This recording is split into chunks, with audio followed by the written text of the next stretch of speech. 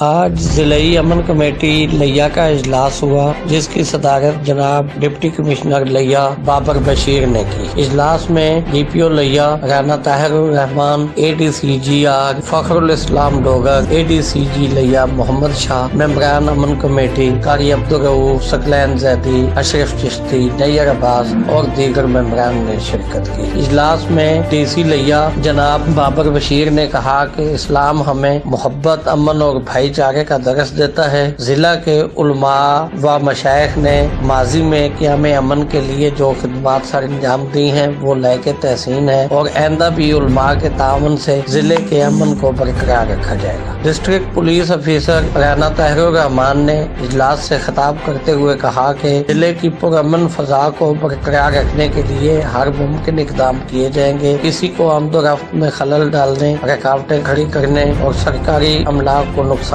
پہنچانے کی اجازت نہیں دی جائے گی۔ اجلاس میں ممبران امن کمیٹی نے بھرپور تعاون کا یقین دلایا اور مختلف تجاویز بھی پیش کی۔ بعد ازاں تمام ممبران نے ملک کی سلامتی اور استحکام کے لیے دعا کی۔ محمد عظیم آوان لیا۔